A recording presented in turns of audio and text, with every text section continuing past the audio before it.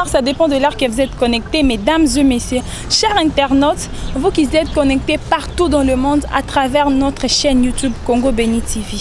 Nous vous souhaitons la bienvenue dans notre magazine Parlons Congo. Aujourd'hui, micro à Congo Béni TV qui est sur les terrains pour nakoyoka souci à peuple. Pour nakoyoka nini peuple ezo kanisa pour na sorti à gouvernement Esika. On se retrouve juste après. Congo Béni TV, abonnez-vous massivement.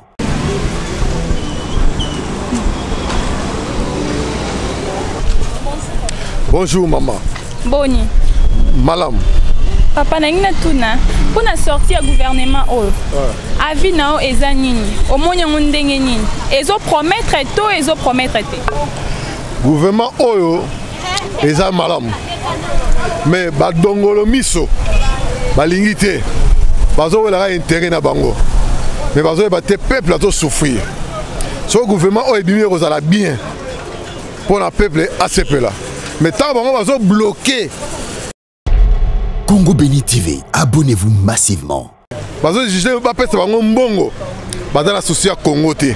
So bazana souci à Congo, bako selo ba osala wana te. Ba bongisa. Sinon te tokolanda bango na mabanga. Sikoyo kamo de la fin nini? O okoki koloba na ba ministre bazolanda yo. Bon, mon langa nazoloba ministre bazolanda ngai. Bazala na souci à peuple congolais. La minute nazoloba boye. Eza na mabota mususu nanu baliete. Bazo souffrir pas ces makasi. Mabale zo kufa bato zo panzana ba foyer zo panzana pour la souffrance na makasi. Bazala na souci à peuple congolais. Soki bazala na souci à peuple congolais te toko simba bango na maboko. Congo Béni TV, abonnez-vous massivement. Bonjour papa. Bonjour maman. Oza bien? Oza bien? Papa, mutuna ezali boy. Gouvernement ebimi ya cela une semaine na 2 jours. Ndenge makambo ezokendele avis na eza nini? Ozomona ezo promettre to eko promettre te. Bon, totala nanu Nicolo est un système ya soyo yibi 20 ans déjà, aujourd'hui 20 ans. Au calculé ba mbolo oyo zana on a 20 à boloko. Au sangisi au trouver solution. Ce que c'est le gouvernement ndenge ebimi donc va s'assurer va ça la union sociale et simba. Ba trois misala. Donc to uti na liwa, to lito ogene su na liwa te. To dire su de fait te. Batala na mamwanzela trakasero eza na nzela. Soki ba konzolanda batala na mamwanzela surtout mamwanzela. Trakaseri kasongo. Batala mamwanzela. Ministre à transport atala yo ya sika atala makambo. Tozo soma ba vignette. Bazo pesa biso te ba pesa biso ba papier. Vignette ngo to mona ngote. Tozo soma ba vignette. Tozo pesa mbongo mais ba pesa biso vignette te. Ya o pesa mbongo ba pesa eloko ba pesa bondero. C'est que le mona ke ba escroquer biso. Bazo mbongo na gouvernement oyo bimi eke na mbongo wana biso to perdre. Yango moni to ko somba te ba vignette wana toza ministre ya transport ya sika. Après ça, bah idée na ye ndenge to ko sala. Pour eza escroquerie o ba sala. To soma mikanda, to soma to mona eloko moko ebonga te. To pesa ba quittance. Bon ba quittance ezo kende ya vignette o ya nini autorisation de transport. Ba ko bongisa mabulu eza to zo kota ba rotire ezo beba. Mais ba ko escroquer biso mbongo. To za pour ça gouvernement oyo asala pena musala très utile. Merci. Congo Béni TV, abonnez-vous massivement. Bonjour papa. Oui, bonjour maman. Boni. Toi, tout ça na biso bien kabino penande tomoni bino boye pena to sepeli makasi. C'est bon papa. Micro ya Congo Béni TV ekiti awa na pongabi. Kwetu na yo motuna ete gouvernement ebimi ya cela une semaine 2 jours. Quelles sont vos impressions? Omonya ndenge nini? Bon, merci en tout cas maman pour na motuna o tuna kingai. Gouvernement ebimi ya solo to banda kozelango ça fait longtemps. Mais pour le moment gouvernement ebimi.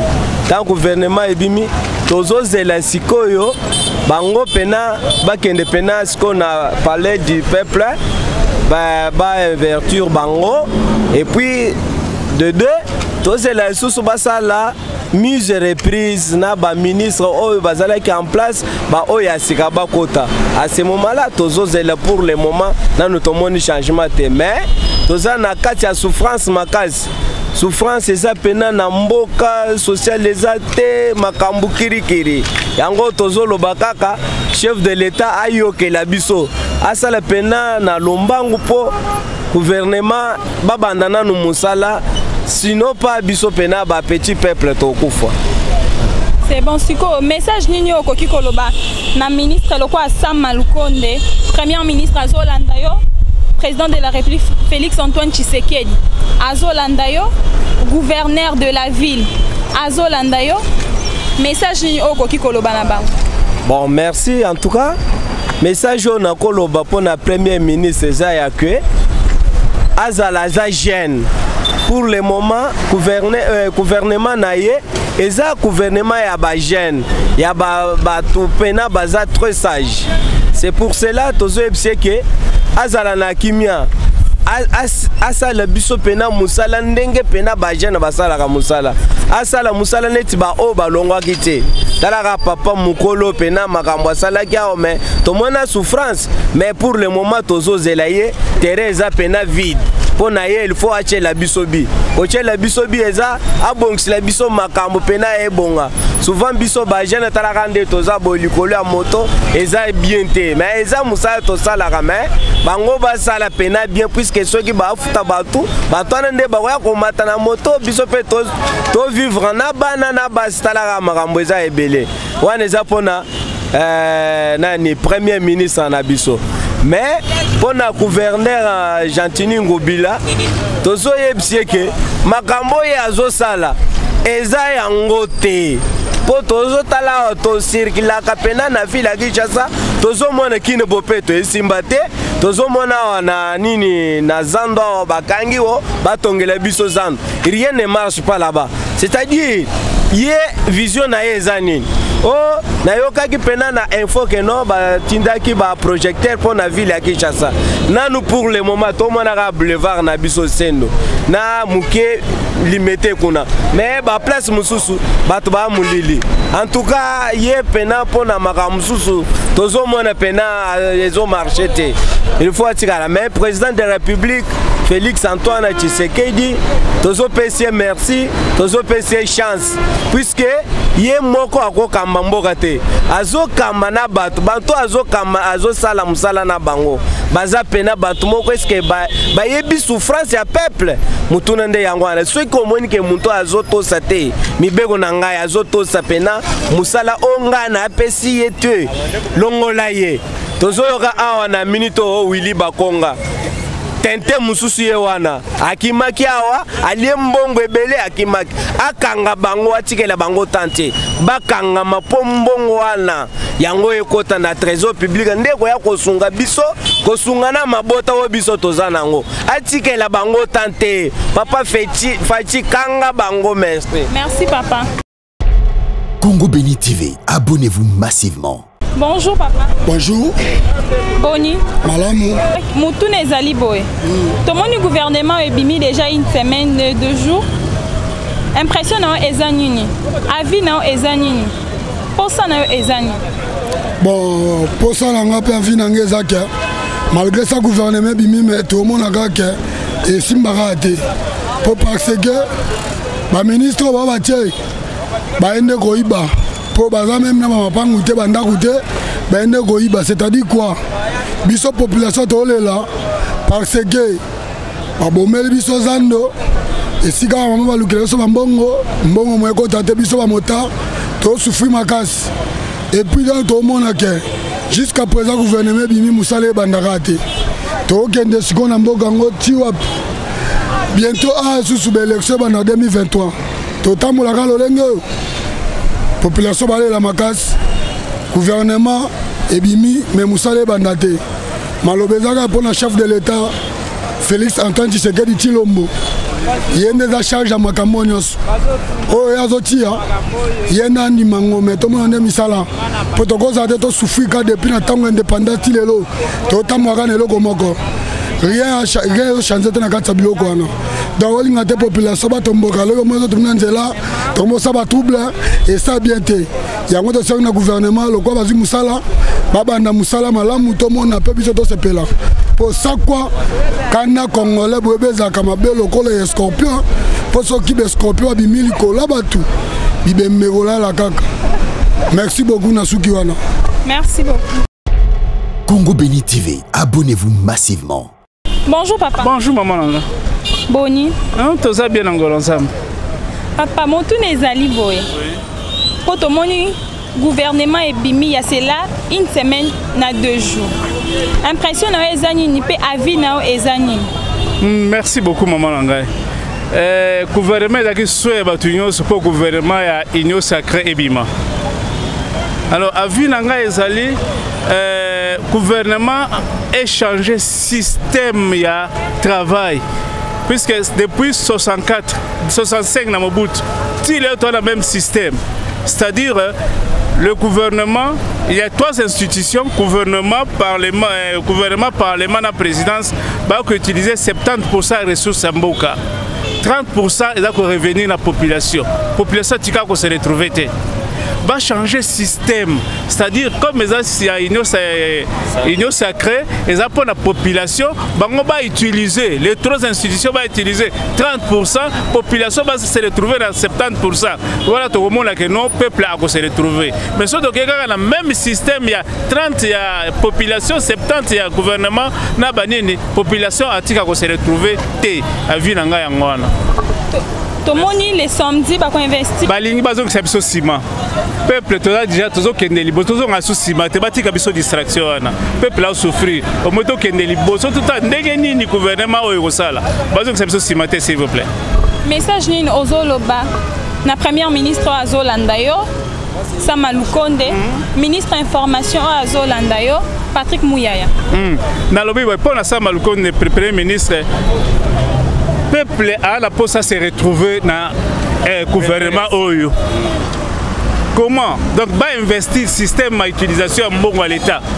Ce qui va utiliser 70 pour 30%, 70%, va utiliser 30%, 70% et revenir dans la population de se retrouver. Pour le ministre de l'information, tu as la poste à faire information vraie. Tu as une information vraie pour toi, tu les mines à bio qui est là. Oh, papa, ça a besoin d'information vraie pour le peuple aïe belo les Karambouk. Merci. Merci papa. Bonjour papa. Bonjour maman Nanga. Boni. Hein, tout ça bien ensemble. Papa, mon tout n'est ali boy. Quand on moni gouvernement est bimi, il y a cela une semaine na 2 jours. Impression na ezani ni pe avis na ezani. Merci beaucoup maman Nanga. Gouvernement est souhait batunion c'est pour gouvernement ya union sacrée et bima. Alors avis Nanga ezali gouvernement a changé système ya travail puisque depuis 64 65 dans Mobutu il est dans le même système, c'est-à-dire le gouvernement, il y a 3 institutions, gouvernement, parlement, la présidence, qui utilisent 70% des ressources en Mboka. 30% est revenir à la population. La population qui se retrouve. Va changer système, c'est-à-dire comme il y a une union sacrée, et pour la population, va utiliser, les 3 institutions vont utiliser 30%, la population va se retrouver dans 70%. Voilà tout le monde que non peuple a se retrouver. Mais surtout que dans le même système, il y a 30 il y a population, 70 il y a gouvernement, na banini population a tika se retrouver te à vie nanga yangwana. Congo Béni TV, abonnez-vous massivement. Congo Béni TV, une chaîne YouTube de référence. Bonjour maman. Boni. Kimi ezali na ngola nzambe. Papa, tout mon gouvernement est bimi une semaine na 2 jours déjà. Impression na ezanini. Impression na ngai comme ngai bili, surtout na biso ba jeune garçon. Ba jeune garçon to mona mo pasi mingi to komi ko banga ba charge poni misali zate. Na ko pese zaple mo ko ngai bili. Na pe victoire. Ba société to za na ngebele awa. Muto ozo choqué ba konzi na biso ba odingola ndela moté. Comme de ba journalier baza awa ba mona pasi. Ezaple mo ko ngai mo ko na du choc mo makasi. mais donc naosenga na bakonzi na biso ya mboka balandela basociété bamake loko ape victoire parce que bazonyokola biso mingi moni tozomona pasi naosenga na leta alandela bape victoire parce que bazonyokola biso mingi. C'est bon. Président Félix Antoine Tshisekedi azolanda yo, Premier ministre Sama Lukonde azolanda yo. Olingi basala nini? Na père na ngai bili siko na minute na hôpital, na kati ya hôpital, na besoin que mukonzi nyonso o azolanda ngai, ezala président, naza toujours ka mutu, naza ministre, na député, na sénateur. Naza na mutu te mais naza na bato parce que naza na kati ya mboka, naza na bakonzi belé awa, balandela dossier naza kati ya hôpital. Parce que Père Victor so balandeli eti donc solution aux amate. Naza na besoin solution na dossier na ngemona. Na mukonzi nyonso azolanda ngai. Merci papa. Et commis déjà. Congo Béni TV, abonnez-vous massivement. Bonjour maman. Bonjour maman journaliste. Maman, ton gouvernement est bimi déjà une semaine na 2 jours. Impression na o ezali nini? Ndozo mone la makambango ezo kendele. Ça promet ou ça ne promet pas? En tout cas, tozo kamute ma passe. Pona nini toyebite est-ce que baza bandeko na biso solo tala ndenge passe yo eza na kati ya mboka kolia passe mbongo circulation ezate biso bato toza ko se débrouiller vraiment elekeli biso tozo koka lisusu te mpio di a 1000 francs ezaka mwa mbisi moko ya mukie oyo moko nde kolia bongo siko bana bakolia nini bakoko bakolia nini hein biso to mona on dirait lokola babeta biso kara po bango bazoyoka lokola bango bazana ba jeep bazotambola na bandako na bango bazwaka ba ration ya fin du mois ya ofele siko biso babwakisi biso toyebite so baza bandeko na biso so pe bazaka ba congolais soki pe baza banani toyebite po mboka na yo na bandeko na yo ozana mawa na bango te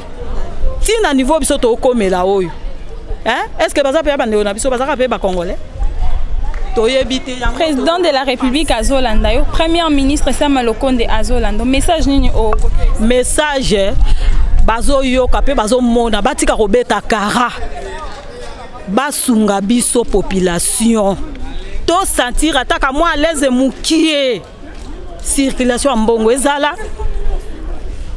batala banzela ba école bana gratuité balobaki esuki wapi bameka kotalela biso tolembi tozokoka esuki loba te yango to bandi kotala kaka nzambe asala tolembi tozokoka ici to comme otaka ke nzambe asala bakanisa to abandeko na bango to apena makila na mai lokola bango ndenge bango baza na posa ba vivre biso pe to na posa pe to vivre ba yebe loko wana batika kobeta kara bango bazolia bazo voyager bazo tambola baza na mapango bongo biso population ba tie biso wapi eloko na ngena lobaka yango wana toza bakongole lokola bango toza pe na makila na mai na misuni lokola bango tokaka nzala ndenge bango bakokanza biso pe tokaka nzala bosko bango bazolia bongo biso siko tozolia nini.